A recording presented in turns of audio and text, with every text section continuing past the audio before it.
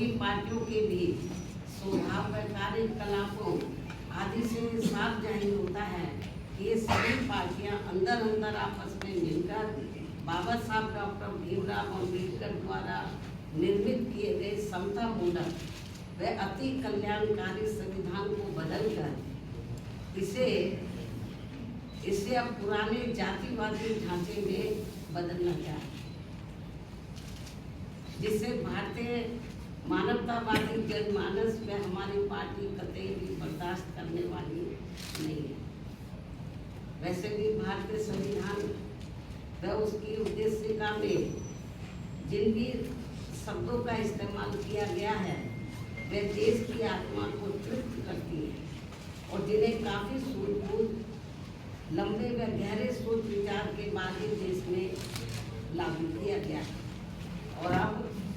उनके साथ किसी भी प्रकार का कोई और छेड़छाड़ करना ठीक नहीं है, बल्कि ये घोर अनुचित होगा। बीएसपी की गई पार्टियों को सलाह दी, किंतु ये अति दुखद है कि देश को भारतीय संविधान के मामले में बार बार ऐसी अप्रिय परिस्थिति का सामना करना पड़ता है और इस संदर्भ में बीएसपी को इन पार्टियों के विरुद्ध ऐसा लगता है कि अब हमें भी अपनी आवाज़ देश भर में जरूर उठानी पड़ेगी, बशर्ते यदि इन्होंने अपने संविधान विरोधी चेहरे को जल्दी नहीं बदला। यदि ऐसे ही इनका सिलसिला चलता रहा तो फिर जो दबे कुचले लोग हैं इस देश के वीकर सेक्शन के लोग हैं, खासतौर से जिनको भारतीय संविधान के तहत कुछ आगे बढ़ने का मौका मिला है, तो फिर उनको जरूर आगे आना होगा। इसके अलावा यहाँ मैं ये भी कहना चाहूँगी कि देश के कई राज्यों में आए दिन भाषा के नाम पर की जा रही राजनीति भी कोई ठीक नहीं है, जबकि संविधान की मूल भावना के अनुसार सभी भाषाओं को सम्मान देना जरूरी है। भाषा को लेकर बुद्धिजीवियों के बीच बहस होना तो कोई बुरी बात नहीं है, लेकिन इस मामले में सरकारों व पार्टियों के बीच किसी भी प्रकार का टकराव होना देश व जनहित में ठीक नहीं। साथ ही वोटर लिस्ट में भी सुधार को लेकर जो किस्म की भ्रामक बातें कही जा रही हैं, तो उसे भी केंद्रीय चुनाव आयोग को अपनी स्थिति को जरूर स्पष्ट करना चाहिए और सभी राजनीतिक पार्टियों को विश्वास में लेकर इस कार्य को पूरा किया जाना चाहिए, ताकि संविधान का सही मुख्य लक्ष्य हासिल हो सके। जहाँ तक पिछले कुछ समय से देश में कई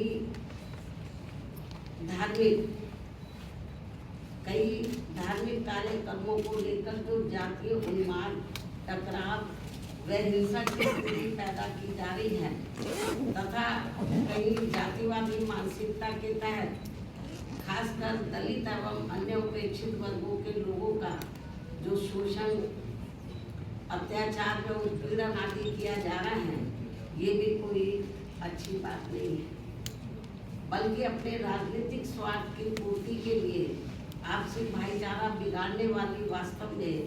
संविधान की सही मंशा के विरुद्ध ये कार्य होगा, तो इसे लोग बर्दाश्त नहीं करेंगे, जिससे सभी को बचना चाहिए।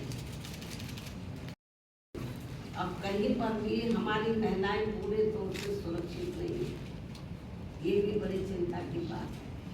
इस मामले में भी केंद्र व सभी राज्य सरकारों को जरूर ध्यान देना चाहिए। इसके साथ साथ देश में बीच में हो रही आतंकवादी गतिविधियों को भी रोकने के लिए केंद्र सरकार को हमेशा सजग व पूरी तैयारी के साथ रहना चाहिए, ताकि अब आगे कोई भी आतंकवादी संगठन अपने किसी भी मकसद में कामयाब न हो सके। इसके अलावा इस समय पूरी दुनिया में जो कुछ चल रहा है, तो उस पर भी केंद्र सरकार को अपनी पैनी नजर रखनी चाहिए और इस मामले में कोई भी फैसला लेने से पहले यदि केंद्र की सरकार विपक्ष को भी वोट फेंक में ले लेती है तो ये बेहतर होगा। इन्हीं जरूरी खास मुद्दों के साथ ही अब मैं अपनी पार्टी की गतिविधियों के बारे में भी ये कहना चाहूँगी कि इस वर्ष सन 2025 के शुरू होते ही हमारी पार्टी ने पूरे देश में पार्टी संगठन की समीक्षा करने के साथ साथ इस दौरान सभी स्तर की कमेटियों के गठन करने की तरफ भी विशेष ध्यान दिया है। और इस संबंध में मैंने इस वर्ष 29 जनवरी को दिल्ली पार्टी केंद्र कार्यालय में और 2 मार्च को लखनऊ पार्टी प्रदेश कार्यालय में तथा पिछले महीने दिनांक 18 मई को पुणे दिल्ली में पार्टी की ऑल इंडिया की बैठक बुलाई थी, जिसमें मुझे जरूरी दिशा निर्देश भी दिए गए, जिसकी काफ़ी कुछ जानकारी मीडिया बंधुओं को भी मेरे ट्वीट पर प्रेस नोट आदि के जरिए मिलती रही है, जिन्हें मैं यहाँ फिर से दोहराना नहीं चाहती हूँ। इतना ही नहीं बल्कि इस मामले में यूपी व उत्तराखंड स्टेट की तथा अन्य राज्यों की भी बीच बीच में दिल्ली व लखनऊ में भी अलग अलग से मेरी बैठकें होती रही। और वैसे कि ये सिलसिला तब तक चलता रहेगा जब तक पूरे देश में पार्टी का हर स्तर का संगठन सही से बनकर तैयार नहीं हो जाता है। इसके बाद फिर देश के सभी राज्यों में समय समय पर होने वाले विधानसभा चुनाव में तथा आगे चलकर देश में होने वाले लोकसभा चुनाव में व राज्यों में भी होने वाले स्थानीय चुनावों आदि में भी पार्टी की विचारधारा एवं सिद्धांतों के तहत ही पार्टी व मूवमेंट के में आगे की रणनीति भी तैयार की जाएगी। कहने का तात्पर्य ये है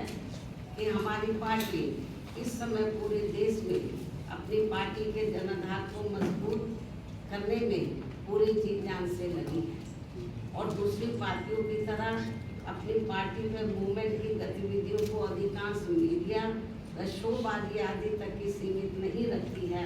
बल्कि उन्हें जमीनी हकीकत में भी अमल में होते हुए देखना चाहती है। इन्हीं जरूरी बातों के साथ ही अब मैं आपका धन्यवाद अदा करती हूँ। जय भीम व जय भारत। अब आखिर में यदि आप लोग संबंधित मुद्दों के संबंध में कुछ और पूछना चाहते हैं तो आप एक एक करके सवाल पूछ सकते हैं, वरना मैं आपसे यही रजा लेती हूँ।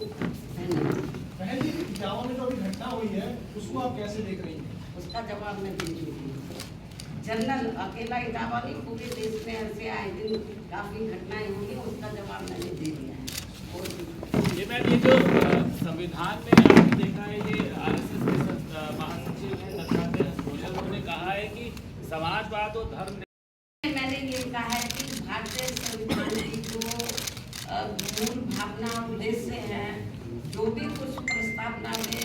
जो भी कुछ अंकित किया गया है, दर्शाया गया है, उसको ध्यान में उसके साथ कोई छेड़छाड़ नहीं होना चाहिए। अब आरएसएस के लोग क्या कहते हैं, बीजेपी वाले लोग क्या कहते हैं, कांग्रेस के लोग क्या कहते हैं, मुझे उसके बारे में कुछ नहीं कहना, लेकिन भारतीय संविधान के साथ यदि किसी भी प्रकार का किसी छेड़छाड़ किया जाएगा भारतीय संविधान के उद्देश्यों के साथ, तो हमारी पार्टी चुप नहीं बैठेगी। हमारी पार्टी इसके विरोध के मैदान में जरूर सड़कों पर उतरेगी। अभी हम सब इनके ऊपर पहली नजर रखे हुए हैं। ठीक है।